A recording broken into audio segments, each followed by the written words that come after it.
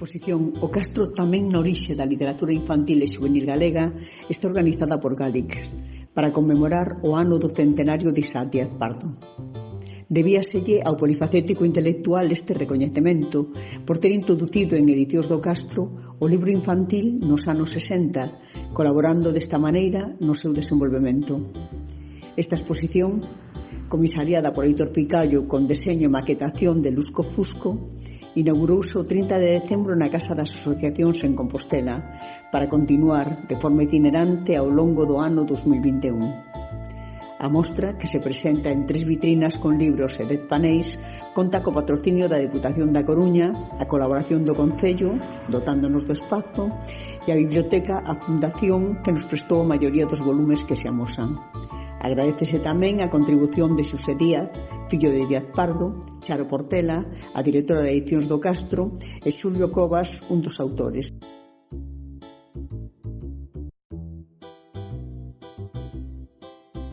Panel 2. Contexto cronolóxico. Mediante unha liña do tempo abárcanse os anos dende o nacemento de Luis Seoane ata a morte de Isaac Díaz Pardo. Algúns fitos relacionados coa vida e obra dos dous creadores do entramado empresarial e cultural de Sargadelos e outras datas asociadas ao que está a suceder en Galicia ou na emigración e exilio galego en América ao longo destes anos. Trátase de contextualizar as Edicións do Castro e as súas publicacións infantís na conxuntura xeral. Por exemplo, 1910 nace en Bos Aires Luis Seoane. Porén, 6 anos máis tarde, a súa familia trasládase a vivir á Coruña. 1920, o mesmo ano que sae á luz o primeiro número da revista Nós, Isaac Díaz Pardo ven ao mundo en Compostela un 22 de agosto.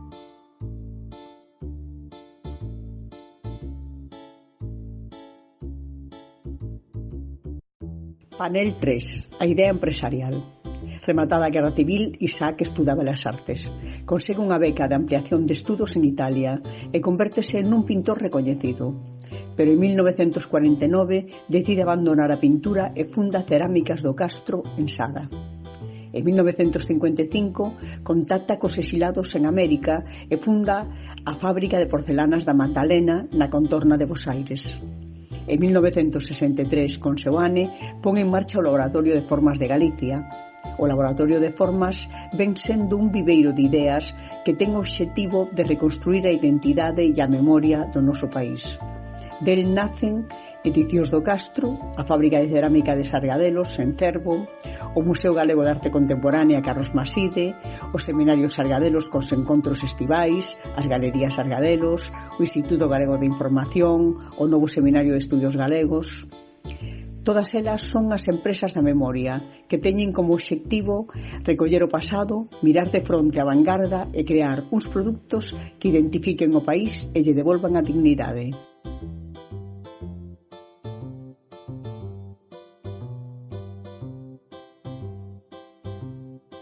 Panel 4. Edicións do Castro.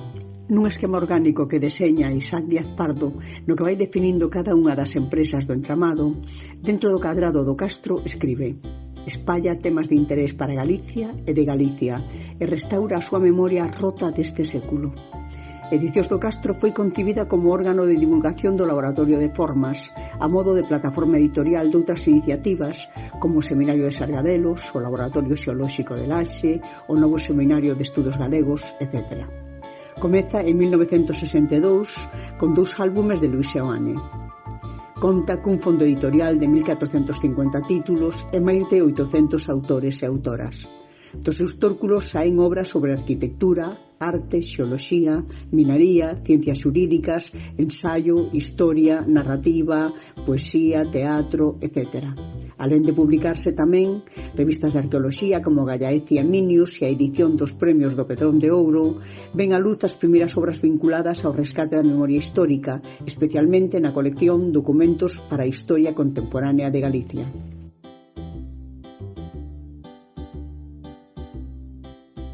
Panel 5. Introdución á literatura infantil e xuvenil galega. A literatura infantil e xuvenil galega, aquela escrita en galego e destinada á infancia, ten un nacemento tardío. A situación da lingua e a falta de consideración deste tramo de idade como destinatario de atención literaria fai que non teña un comezo real ata o século XX. Son as irmandades da fala e as escolas de ensino galego as que senten a necesidade de transmitir o sentimento da terra e a fala entre os máis novos. A xente da xeración Nós comeza a alimentar esa sede de relato. Se os séculos escuros impediran o seu nacemento, a longa noite de pedra remítea de novo á inexistencia. En 1968, o Castro abre a porta á ficción coa publicación de Memorias dun neno labrego, unha obra que non fora escrita pensando neles, pero que é asumida por este lectorado e, polo tanto, convértese tamén na primeira obra xuvenil. Só Galaxia se tiña adiantado nun par de anos.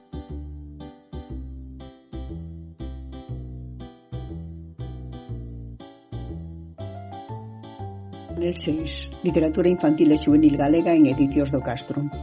Isaac Díaz Pardo entende a necesidade de prestar atención á escola para galeguizala, de aí que despois de Memorias dun neno labrego saca a luz o Catón galego de Ben Chosei en 1969 e con este título abre a colección O mundo do neno. 4 son as coleccións asociadas ao mundo infantil en Edicións do Castro: O mundo do neno, narrativa para nenos, poesía para nenos e teatro para nenos. Estas dúas últimas recollen os libros ganadores dos premios Arume de Poesía e Estornela de Teatro que convoca a Fundación Neira Vilas ao longo de 4 convocatorias ata que a editorial pecha. Narrativa para nenos é a máis numerosa. Publican aquí autoras de prestixio como Dora Vázquez, Anisia Miranda, Neira Vilas. Ten a honra de publicar o primeiro libro de María Vitoria Moreno, de Concha Blanco ou de María Canosa. No catálogo de Edicións do Castro aparecen arredor de 50 títulos destinados á infancia e xuventude, varios deles con múltiples edicións.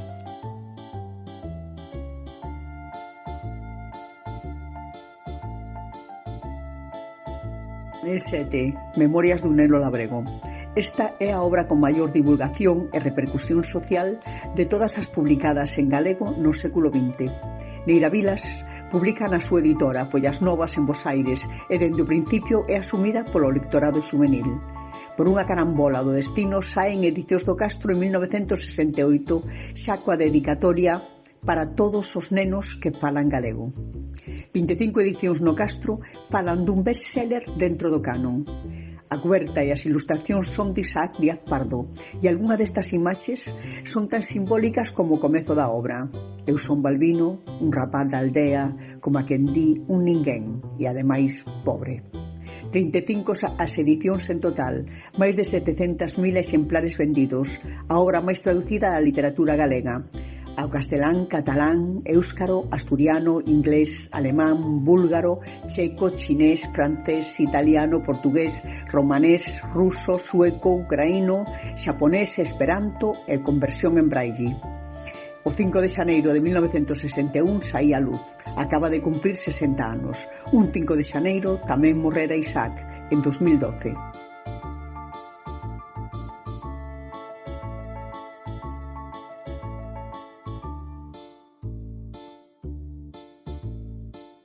Eixos 8 e 9 recóllense as arredor de 50 obras publicadas nestas 4 coleccións e algunha fora delas. A autora que conta con máis libros é Concha Blanco, 7. 6 teñen Anisia Miranda e Neira Vilas. Deste autor son os libros que acadan máis edicións.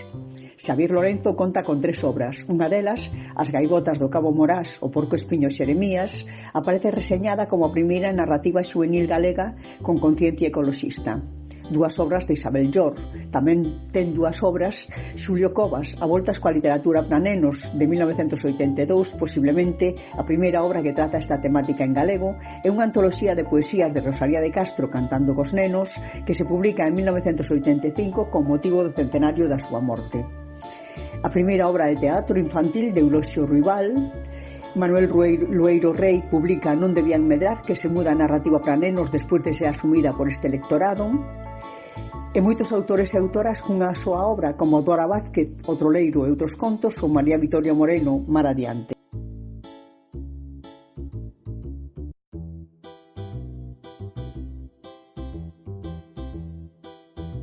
catálogo presenta tamén obras de autores que suscriben unha obra infantil ou unha única obra de ficción.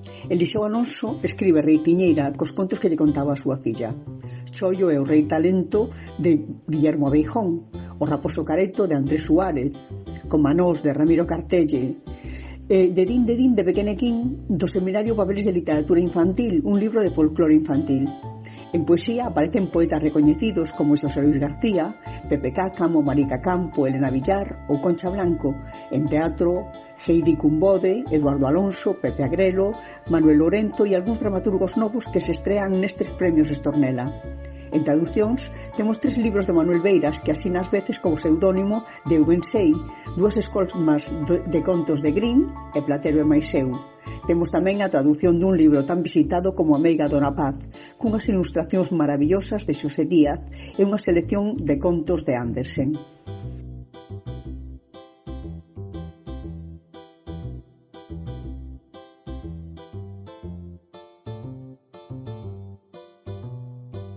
Ilustracións. Nun tempo no que case non había ilustradores e moitas veces os libros infantís levaban os debuxos da rapazada, o Castro crea unha iconografía propia, un estilo que bebe da tradición e das etapas históricas que máis nos definen, recollendo dende as marcas dos petróglifos, o hieratismo das figuras, ou as iluminacións dos códices do románico ou a ocupación da páxina no barroco. Unha maneira de traer os elementos do pasado e poñelos en contacto coas vanguardas. Seoane, Isaac Díaz Pardo, Xosé Díaz e Xosé Vizoso son os ilustradores da casa. No caso de Díaz Pardo atopamos varias xeracións da mesma familia neste empeño. Xa Camilo Díaz Baliño ilustrara o conto de guerra. Isaac Díaz Pardo vai ilustrar, entre outros, Memorias dun neno labrego. Carmen Arias, a súa muller, fai a cuberta de Mar Adiante. O seu fillo, Xosé Díaz, ilustra libros como A meiga Dona Paz e Chollo e o rei talento. Os seus fillos, Carolina, Daniel e Aleixo Díaz, ilustran Chuchamel.